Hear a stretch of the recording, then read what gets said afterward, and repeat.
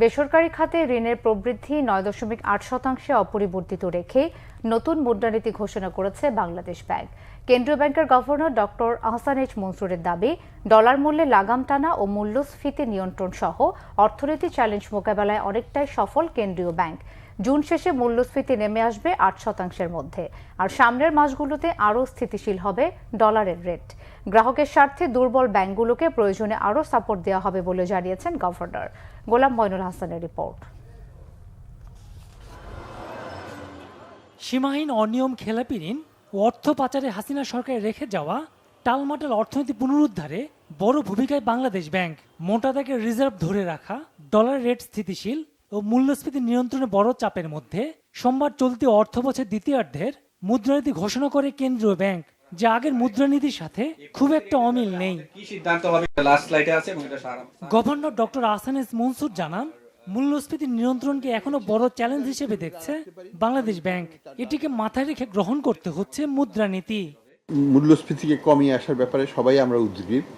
আমরা জানি সবারই কষ্ট হচ্ছে, আমরা জানি যে মানুষ কষ্টের মধ্যে দিয়েই যাচ্ছে, কিন্তু আমরা তো প্রাইস লেভেলকে নামাতে পারবো না, কিন্তু আমরা মূল্যস্ফীতিকে কমাতে পারবো।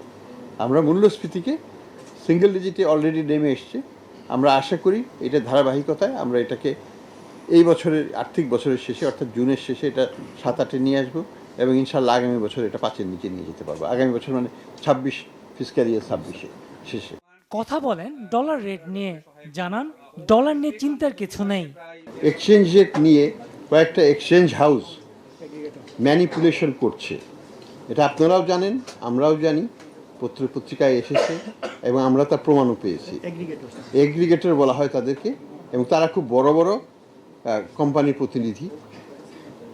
তাদের হচ্ছে যে আমরা যে দাম চাইবো সেটাই বাজার দর না, তারা যে দাম বলবে সেটা বাজার দর নয়, আমরা যে দাম বলবো সেটাই বাজার দর। এক্সচেঞ্জের পলিসি ফিক্স করার দায়িত্ব কার? বাংলাদেশ ব্যাংকের না এই এক্সচেঞ্জ এগ্রিগেটর?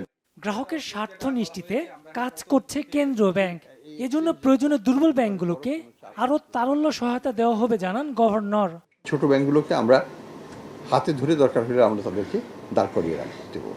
তো আমাদের প্রত্যাশা হচ্ছে যে বাংলাদেশের ব্যাংকিং খাতকে একটা সুদৃঢ় অবস্থানে নিয়ে যাওয়া, সেটা আমরা অর্জন করতে চাই। আগামী 1 থেকে 1.5 বছরের মধ্যেই আমরা সেই সংস্কার কার্যক্রমগুলো শেষ করব। নীতি সুদহার কমানোর দাবি থাকলেও তা না কমে কেন্দ্রীয় ব্যাংক আগের মতো 10% সুদেই ঋণ দেবে বাণিজ্যিক ব্যাংকগুলোকে। একটা সারপ্লাস পজিশন। গোলাম মইনুল হাসান, বাংলা ভিশন, ঢাকা।